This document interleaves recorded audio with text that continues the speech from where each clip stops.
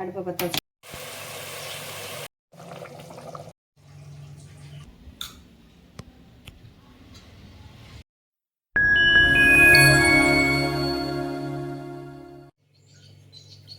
இன்றைக்கி என்ன பார்க்க போகிறோம்னா வெஜிடபிள் பிரியாணி செய்ய போகிறோம். அதுக்கு ஒரு உலக்கு பிரியாணி அரிசி, சீரக சம்பா அரிசி வந்து எடுத்து வச்சுருக்கோம். உருளைக்கிழங்கு, பட்டர் பீன்ஸு, கேரட்டு, அவரைக்காய், ஒரு குடமிளகா, 2 தக்காளி, வெங்காயம் 2, புதினா, மல்லி, பிஞ்சு கத்திரிக்காயை 2 கத்திரிக்காய் கட் பண்ணி வச்சுருக்கோம். தயிர் வந்து ஒரு சின்ன கப்பில் 1 கப் தயிர் எடுத்து வச்சுருக்கோம். ஒரு கைப்பிடி சுடுதண்ணியில் போட்டு அலசி புழிஞ்சு வச்சுருக்கோம். வாங்க அடுப்பத்தை வச்சு பார்க்கலாம்.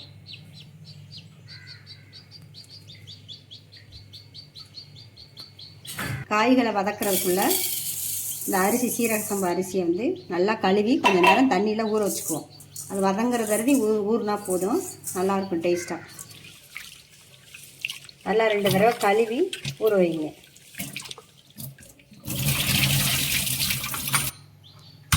அடுப்பை பற்ற வச்சுக்கலாம். குக்கரில் தான் சேர்க்குறோம். குக்கர் வச்சுருக்கோம். ஒரு 2 ஸ்பூன் நெய் ஊற்றிக்கிறோம்.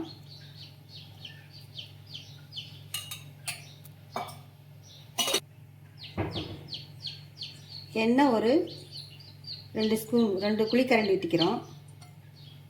பட்டை, லவங்கம் போட்டிருக்கோம். சோம்பு,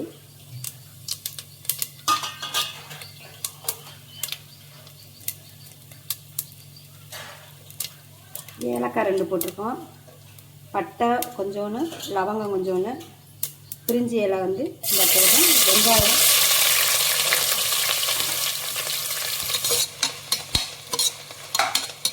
வெங்காயம் வதங்கிருக்கு.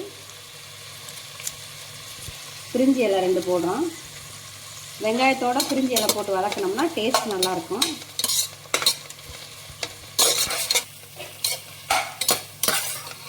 இந்த அளவுக்கு நல்லா ஆனியன் வந்து வதங்கட்டும். நல்லா வதங்கிடுச்சு.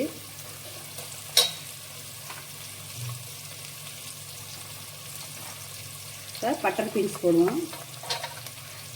எல்லா காயுமே ஒன்றா சேர்த்துக்குவோம். கேரட்டு,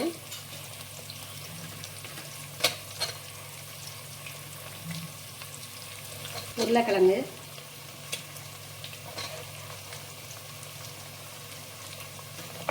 அவரைக்காய், குடமிளகாய், கத்திரிக்காய் பிஞ்சு 2 பிஞ்சு, தக்காளி. இதோட புதினா போடுறோம் ஒரு கைப்பிடி. மல்லித்தலை கொஞ்சம் போடுறோம். கொஞ்சோண்டு மல்லித்தலையை வந்து லாஸ்ட்டாக தூங்குறதுக்கு வச்சுருக்கோம். இதை நல்லா மட்டும் வதக்கிடணும். காய் வேகிற அளவுக்கு நல்லா வதக்கிடணும். மீன் மேக்கரை புழிஞ்சு நல்லா போடுவோம் இதோட வதக்குறதுக்கு. காய்களோட வதக்கையிலேயே நல்லா வெந்துடும்.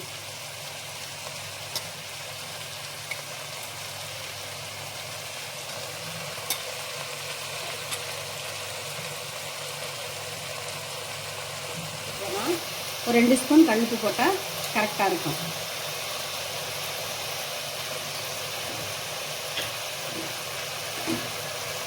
நம்ம காயோடவே போட்டு வதக்கணும்னா காய் சீக்கிரம் வதங்கிடும். காய் இந்த மாதிரி நிறையா போட்டு வெஜிடபிள் பிரியாணி செஞ்சோம்னா டேஸ்ட் வந்து ரொம்ப நல்லாயிருக்கும்.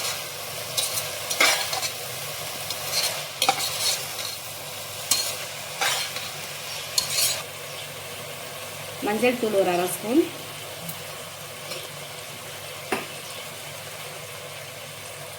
பிரியாணி பவுடர் ஒரு 2 ஸ்பூன்,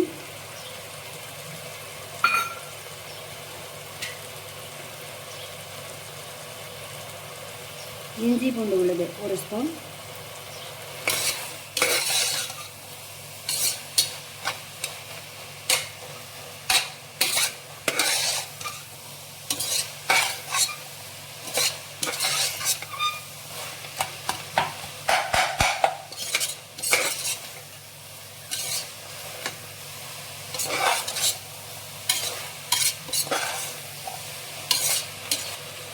தயிர் வந்து ஒரு குட்டி கப்பில் வந்து ஊற்றிக்கணும்.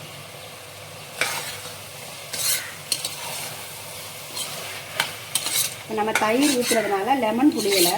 நீங்கள் தேவைன்னா ஒரு அரை பழம் வந்து லெமனில் பாதி பழத்தை புளிஞ்சிக்கோங்க. தயிர் இல்லைன்னா ஒரு பழம் கூட புளியலாம்.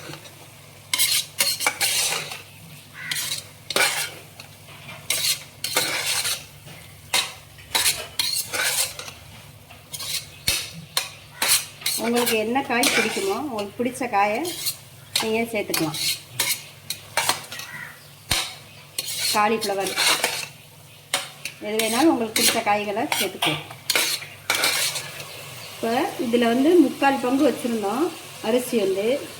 அதே அளவுக்கு 2 பங்கு மட்டும் ஊற்றினா போதும் தண்ணி கரெக்டாக.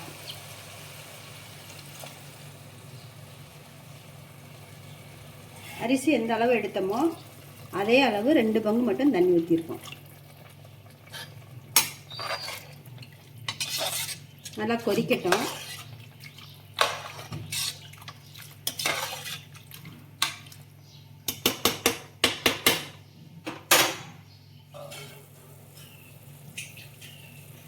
கொதிச்சிட்டு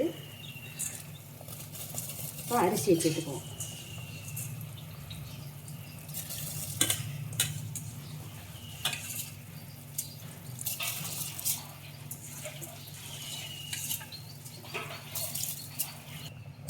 அரிசி போட்டாச்சு. கொஞ்ச நேரம் கொதிக்கட்டும்.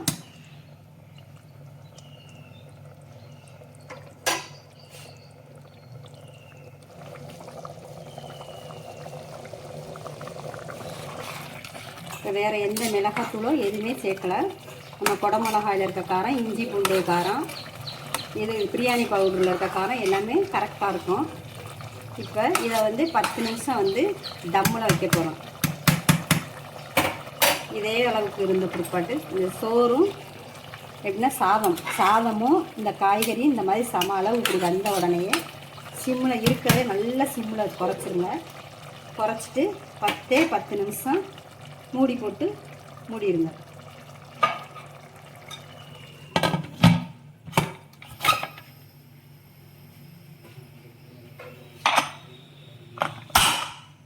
கரெக்டாக ஒரு 10 நிமிஷம் இருக்கட்டும். அப்புறம் திறந்து பார்ப்போம்.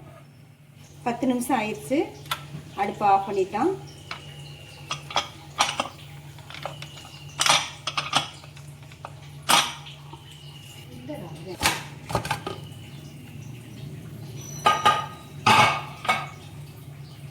பாருங்க எப்படி இருக்குன்னு.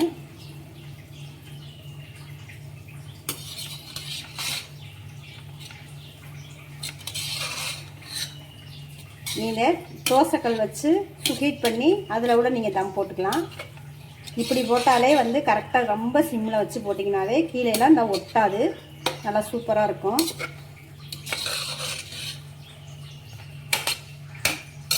இப்போ முதல்ல 2 ஸ்பூன் தான் நெய் ஊற்றணும். இப்போ அதே மாதிரி ஒரு 2 ஸ்பூன் மட்டும் ஊற்றி, தேவைன்னா உங்களுக்கு ஊற்றிக்கோங்க, வேண்டாம்னா நீங்கள் ஊற்ற வேண்டாம்.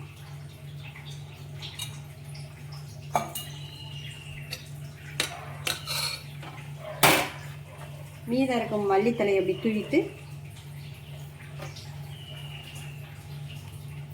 ஒரு கலரி விட்டுருங்க.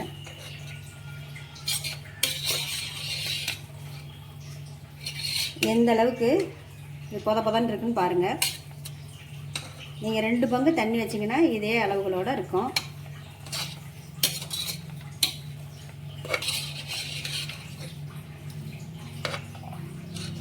அரிசி உடையாமல் நீங்கள் சீரக சம்பாவில் வைக்கலாம், பொன்னி அரிசியிலையும் வைக்கலாம்.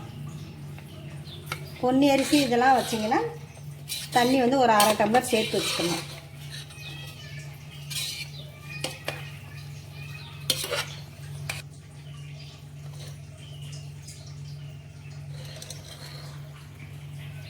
நீங்கள் இதே அளவுகளோட இதே மாதிரி செஞ்சு பார்த்துட்டு எப்படி இருக்குன்னு கமெண்ட் பண்ணுங்கள், லைக் பண்ணுங்கள், ஷேர் பண்ணுங்கள், சப்ஸ்கிரைப் பண்ணுங்கள்.